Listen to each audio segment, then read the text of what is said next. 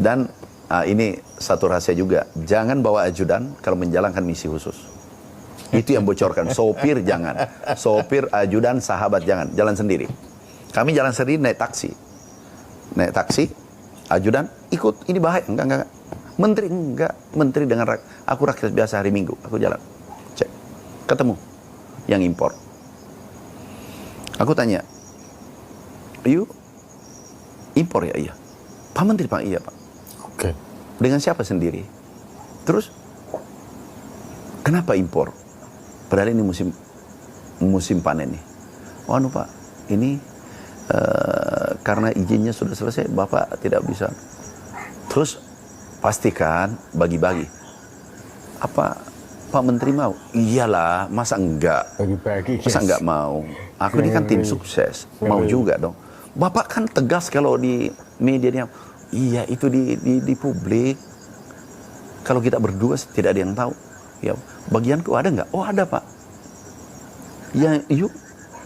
Terus terimanya di mana? Di Swiss atau Singapura? Wow, Oke, baik. Swiss, Singapura. Terus ini dirjen kan bahaya nih kalau dia kasih. Oh sudah dapat Pak minggu lalu. Direktur, oh sudah dapat juga. Oke.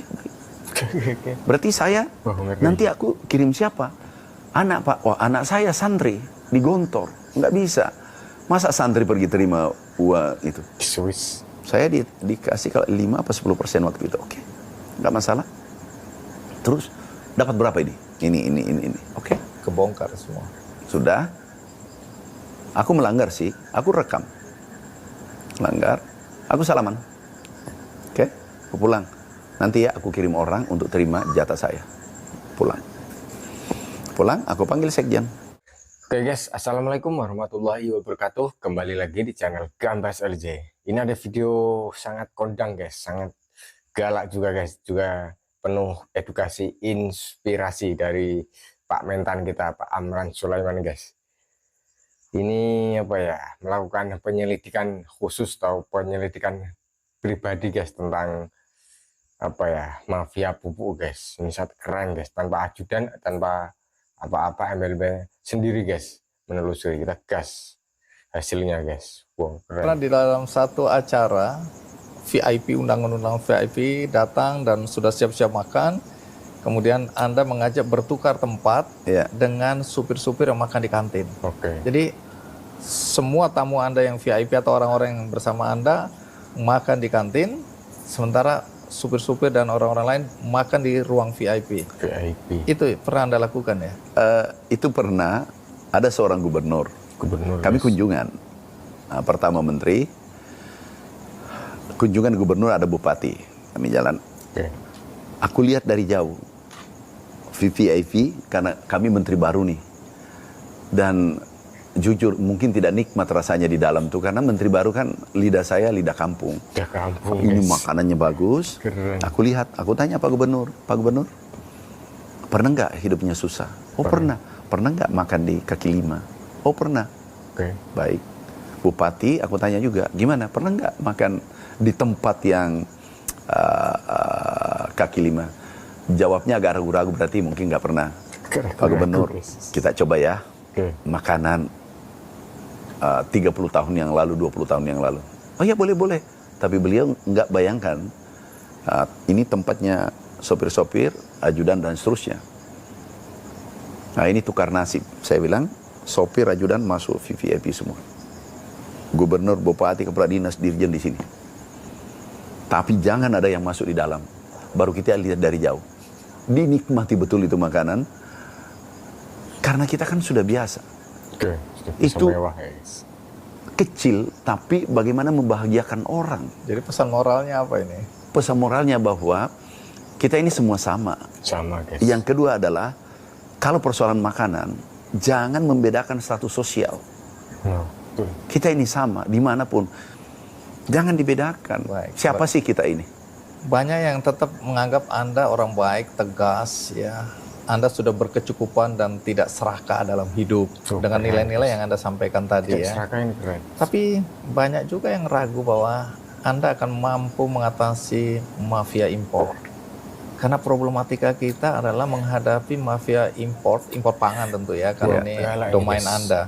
Karena mafia ini kuat sekali. Saya nggak cerita siapa atau nggak. Anda orang pertanian, Anda ngerti. Anda mampu nggak menghadapi mafia impor ini? Ini sekali lagi arahan Bapak Presiden. Oke, arahan guys, langsung guys. Perangi korupsi, perangi mafia. Kami yakin kami tindak lanjuti. Dan tidak ada kompromi. Kita tidak usah melihat siapa di belakangnya, siapa pelakunya. Di tempat kejadian itu kita tindaki. Karena kalau kami terlalu berpikir panjang, ini nanti berurusan karir saya, ini nasib saya, ini rezeki saya, itu tidak akan melakukan, tidak akan kita tindaki. Tapi Anda jadi tahu bahwa mafia ini kuat sekali. Sangat kuat, tetapi negara tidak boleh kalah. Masa negara mau kalah? Bisa bubar di negeri kalau. Tapi apa dampak dari adanya mafia impor ini? Apa dampaknya buat bangsa kita? Salah satu contoh, kemarin yang baru kejadian aja, pupuk. Ini mafia pupuk. 4 perusahaan itu pupuk palsu. Wow. Akibatnya? Ini luar biasa, maaf. Tidak punya adab sama sekali. Akibatnya, petani menggunakan ini. Kita hitung petaninya 100.000. 4 perusahaan yang berulah, tapi 100.000 yang menderita. Kali 400.000 orang menderita. Petani kita. Dan modal pas-pasan. Dan bukan kerugian karena pupuk saja, beli pupuk, pemberian pupuk. Itu bukan, itu tidak seberapa. Tetapi dia sudah mengolah tanah, sudah pembibitan, sudah bekerja 4 bulan, tapi hasilnya 0. Jadi bukan nilai pupuknya, dampak memberikan pupuk palsu. Jahat kerugian sekali. Petani, jahat banget. Itu 3,2 triliun. Ini tidak manusiawi. Orang miskin ini ya? Orang miskin yang dizolimi. Kami langsung kemarin blacklist, kirim, segera penegak hukum. Harus dihukum seberat-beratnya. Kemudian yang kedua, ada 23 perusahaan. 30% di bawah standar pupuknya. Artinya merugikan juga petani kan. Produksinya turun 30%. Kalau kita hitungan sederhana. Ini kan betul-betul tidak punya rasa, tidak punya, maaf, tidak beradab. Tidak punya perasaan sama sekali. Sudah tidak berbuat untuk negara, dia rusak lagi sektor pangan yang vital. Pangan bermasalah, negara bermasalah. Betul Pak, pangan bermasalah. Kemudian yang katakanlah dulu pernah terjadi. Ini menarik.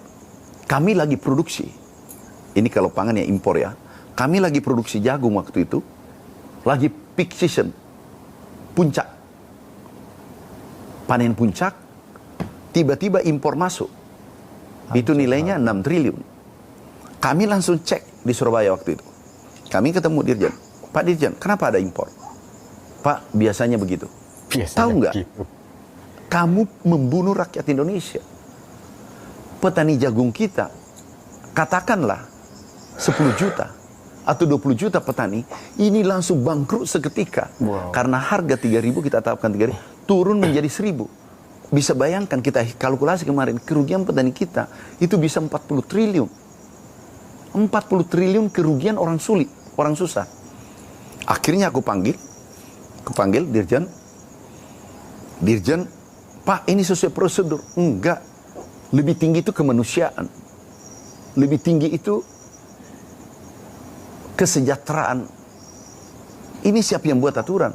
Aku tanda tangan sini, tak ganti. Hari Minggu aku ganti. Terus stop semua yang bawa jagung berapa kapal. Stop, nggak boleh bongkar. Berikutnya tidak boleh bongkar, balik. Karena ini sama dengan membunuh rakyat Indonesia, petani Indonesia. Secara tidak langsung. Oke, kami telusuri. Ini dari mana? Ini kayaknya ada bakat saya jadi penyidik. Oke. Kami telusuri, ini siapa? Kami ketemu orangnya. Dan ini satu rahasia juga. Jangan bawa ajudan kalau menjalankan misi khusus. Itu yang bocorkan. Sopir jangan. Sopir, ajudan, sahabat jangan. Jalan sendiri. Kami jalan sendiri naik taksi. Naik taksi, ajudan ikut. Ini bahaya. Enggak. Menteri enggak. Menteri dengan aku rakyat biasa hari Minggu. Aku jalan. Cek. Ketemu yang impor.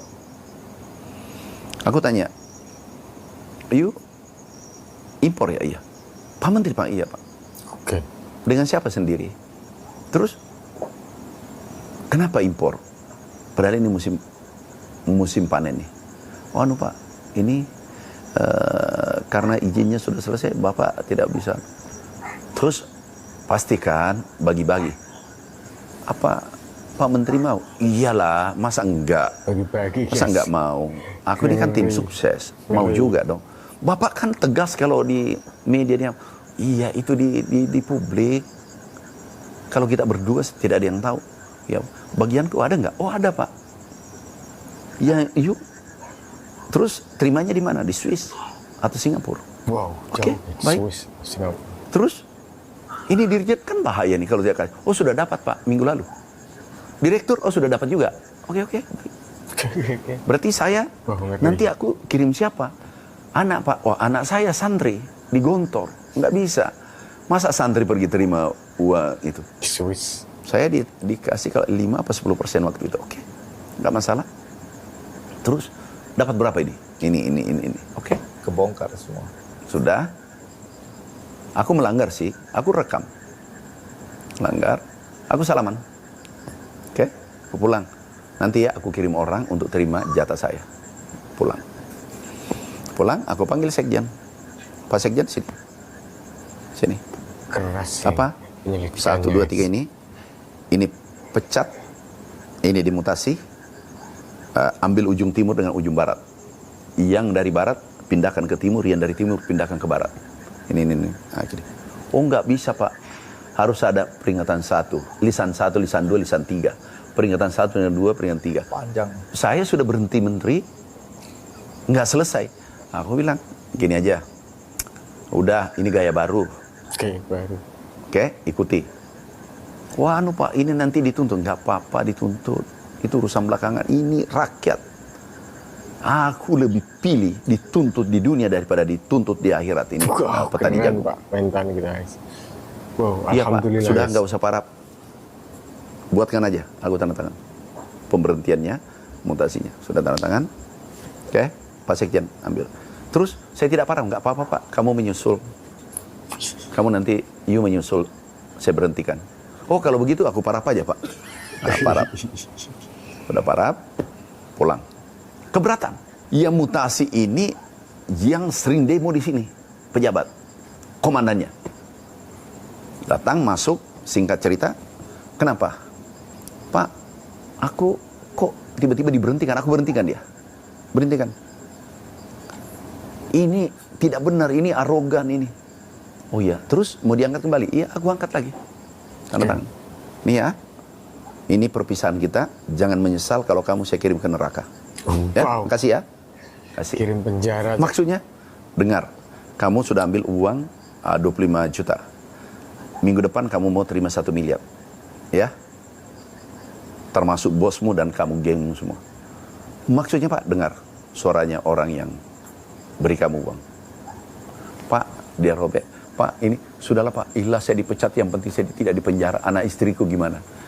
Oke, makasih. Ikhlas ya. Beritahu semua yang saya berhentikan dan saya mutasi. Kamu bicara, saya kirim ke dunia lain. Langsung pulang, nggak ada keberatan. Langsung saya bilang tugasmu diberitahu. Pak, bos sudah tahu rahasia kita semua. Saya berhentikan 1 kantor. Dirjen, Sesdit, direktur habis. 2 kali saya berhentikan 1 kantor. Habis, tidak ada komandannya. Dan ada di media. Nah, itu berat. Tetapi daripada mengorbankan jutaan orang. Sama susu kemarin. Susu, yang mandi susu. Nggak manusiawi. Kita harus lindungi mereka. Itu perintah presiden. Lindungi petani, jaga korupsi, efisien. Dan itu yang menjadi fokus dan prioritas Anda sekarang ini ya. Siap, itu yang kami tindak lanjut. Jangan pernah menyerah. Jangan pernah mengeluh. Mengeluh itu gagal. Dan pantang meminta kecuali pada Tuhanmu. Alhamdulillahirabbil alamin guys. Itu tadi ulasan atau apa ya, cerita dari Pak Mentan kita, Pak Amran Sulaiman guys, yang apa ya, menindaklanjuti kasus pupuk dan juga yang lainnya guys, juga kasus apa tadi guys, mafia import ya guys, tentang ini, tentang pangan guys, sangat merugikan rakyat kecil sampai jutaan petani kita guys. Wow. Dan juga ini yang sangat apa ya, kita acungi jempol, ada kata-kata, daripada saya dituntut di akhirat lebih baik dituntut di dunia. Ini karena di atas rata-rata. Semoga apa ya, hatinya tetap oke, tidak bisa digoyah dengan duniawi. Semoga Pak mental kita guys. Dan juga tadi cerita tentang penyelidikan secara pribadi guys, karena hari Minggu Pak Menteri menjadi rakyat biasa atau libur guys, menjadi menteri dan melakukan penelusuran diam-diam, dan juga suara direkam guys untuk sebagai barang bukti lah guys. Ternyata ada negosiasi kecil, negosiasi meminta 10 atau 5% untuk jatah gini-gini apa guys. Dan itu untuk apa ya, mengungkap guys, kalau tidak dengan cara-cara seperti itu atau cara-cara yang agak melanggar ya guys, atau apa ya guys, pokoknya. Dan itu dilakukan tanpa ajudan, tanpa supir, dan tanpa yang lainnya guys. Perintah dari Presiden Prabowo Subianto guys, karena ini sektor yang sangat vital, yaitu sektor pangan guys. Pangan bermasalah, negara bermasalah. Oke, semoga ini mengedukasi, juga menjadikan informasi, juga tambahan atau sebagai inspirasi kita guys, untuk selalu semangat guys. Oke, wassalamualaikum warahmatullahi wabarakatuh. Gambas LJ.